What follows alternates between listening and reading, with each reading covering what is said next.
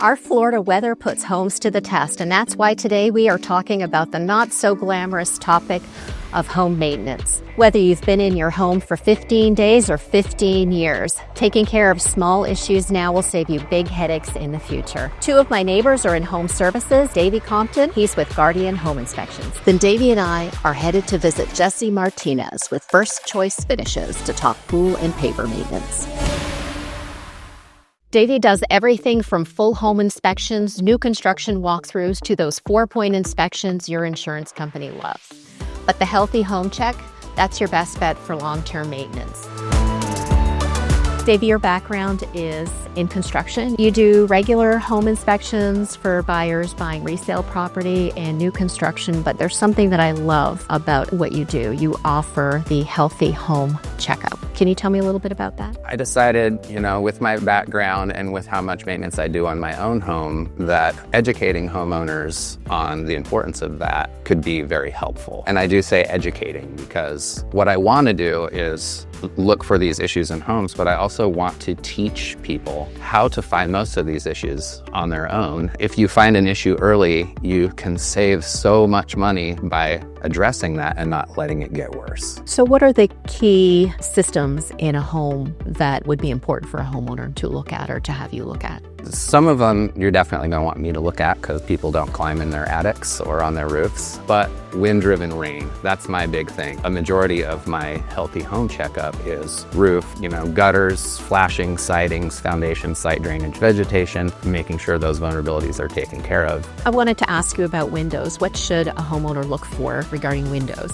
There should be a piece of metal that's behind your siding so that water can't get behind there. Now, in newer homes, that's almost a gimme that that's going to be there. But in older homes, that's not always the case. So what do you recommend for electrical systems? Electrical systems, again, are pretty hands-off for the homeowner, but there are actually several recommendations that most people don't know about. One of those is actually called exercising your breakers. So you have an electrical breaker panel, and the manufacturer recommends, and I think it's annually, that you click them on and off. I did not. So once a year, you can turn off your main power and then just jiggle them and make sure that they're not seized in any way. There's a service that you provide that I think is valuable too, as well as the Healthy Home Check. You will meet with a new buyer in Florida and walk them through the home and the systems. And I think you've just proved to me that that would be something valuable.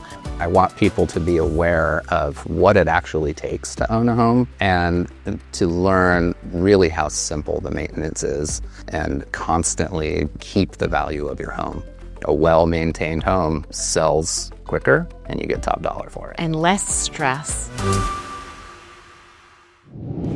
Jesse is another favorite neighbor. He and his friend run their business where they specialize in popcorn ceiling removal, drywall repair, bathroom remodels.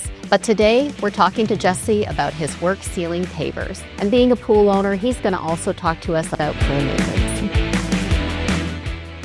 Can you tell me a little bit about how you approach pavers and what you do to keep them beautiful and maintained? Pavers are very porous, and you think of them maybe as concrete or just a stone, but here in Florida, the elements and the weather have such a damaging effect on a paver. And the benefits of sealing that paver is really not just from the optics of making it, very nice, but it protects it. If you notice, pavers are porous, and so when it rains, the water gets down into them and it can affect the integrity of it. Homeowners may know that there's weeds growing up through the pavers. So the way that we approach sealing pavers is it's a 3-step process. We clean and wash, we resand, and we seal. How often do you have to reseal the pavers? I say here in Florida, it's between 3 and 5 years, right? If you're in a covered space like this where you don't get the UV rays on it as much, maybe you extend the longevity. Do your clients have to be cautious about cleaning it, or is it just like wash and wear, basically? Just wash and wear.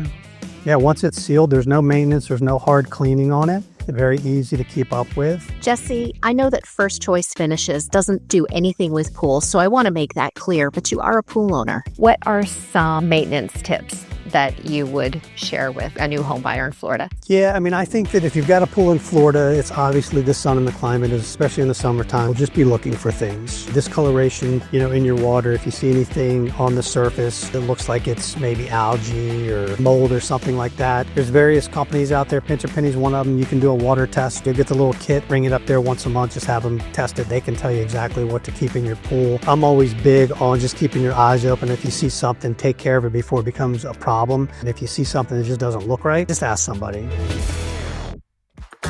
A big thanks to my friends, Jesse and Davey.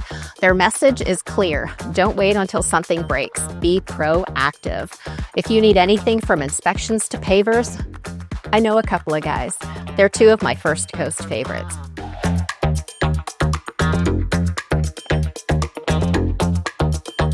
Hey, if you liked that video, don't forget to like and subscribe, and stay tuned for the next episode of First Coast Favorites.